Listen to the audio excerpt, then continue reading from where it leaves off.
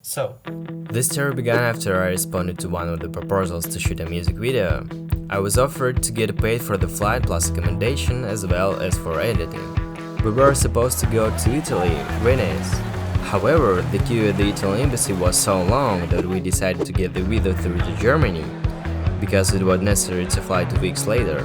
I also had to fly with the girl who wanted to shoot everything on 35mm old camera, a real film camera that was used in the 20th century. I thought that it would be a great experience for me because I hadn't done anything of the sort before. Oh, and also I wanted to see how this camera works. In the end, a week before the departure, the event was cancelled, as it was impossible to fly one of the actresses who was supposed to be in this video. I had to return the tickets, and they had been purchased by that party, which was really sad. The visa was given to me for 3 months, and during this time I managed to go on vacation, relax, get a job, and then quit. When my visa was expiring a few weeks later, I finally decided to use it. As I had never been on board before, I began looking for the cheapest tickets to Germany, trying to fly there for the weekend. In the end, I found the tickets from Moscow to Leipzig for 5,000 rubles both ways. I quickly booked the cheapest hostel for a comfortable stay, mentally prepared for the upcoming trip as I was flying alone, and that is what happened next.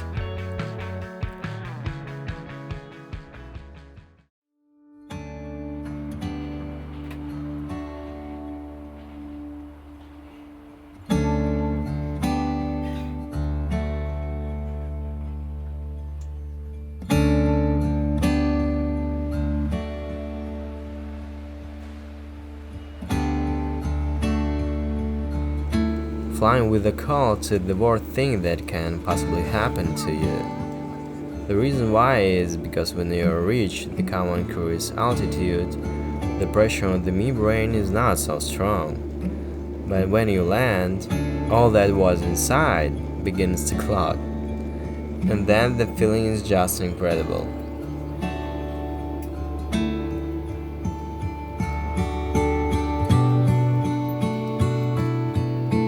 Before the flight, I Googled a variety of information to find out how to get to the city.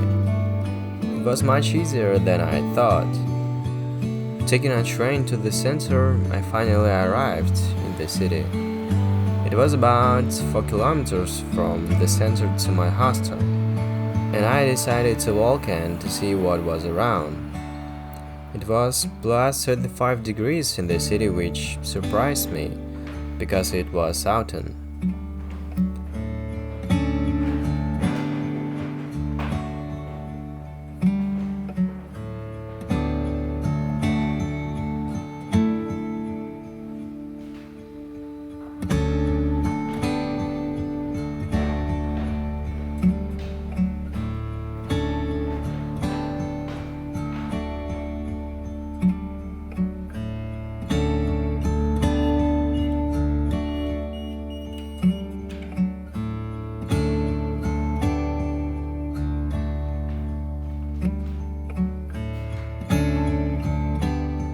When I finally came to the hostel, I felt really tired after my adventures, so I decided to take a nap for a few hours.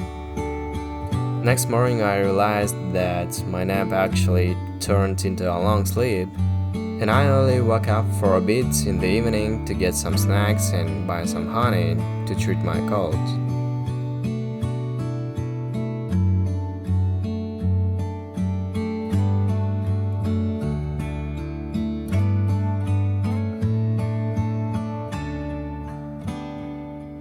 The next day I felt better, so I started exploring the city and its most popular sites.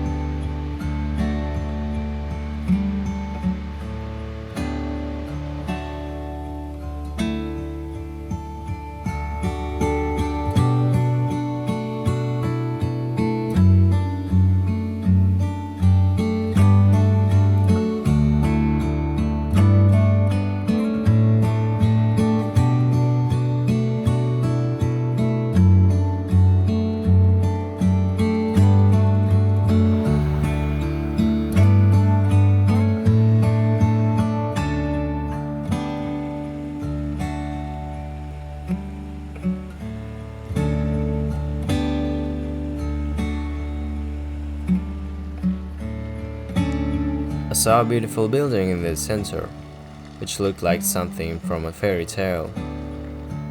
I visited the monument to the Union of Nations, which was like a pyramid, although I have never seen them, to be honest. It feels so tiny next to it. It's unbelievable. I also saw the sunsets from the highest point of this monument. Then I went back to the hostel to get some rest.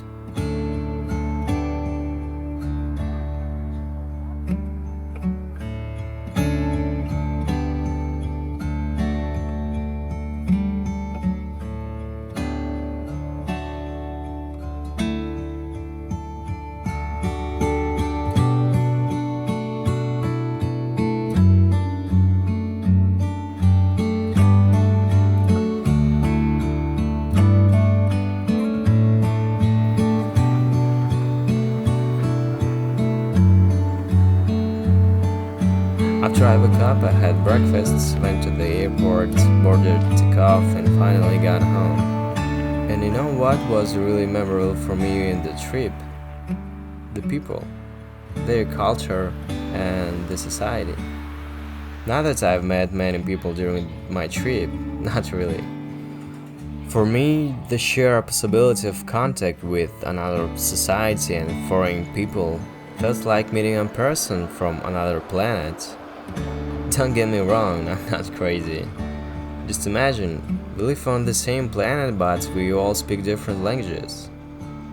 We have different cultures, traditions, and principles. And at the same time, we are called by one word, human. Isn't that strange? But when you can experience it and understand another person, what he says and what he is interested in, then it's something that is really mind-blowing. And each opportunity like this is simply unique for me. Frankly speaking, I don't understand why we need borders, visas, and all that stuff.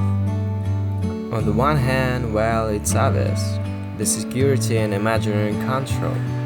But on the other hand, why limit yourself in discovery of new things?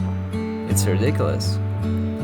You seem to be free, but at the same time not really, as you depend on other countries' legalizations and rules. Honestly, I don't get it. When I'm at home in Moscow and I see a foreigner or hear their speech, I begin smiling mechanically. I don't really know why. I guess it's just because I'm glad to see people from another planet who perhaps are in search of something new, just like me.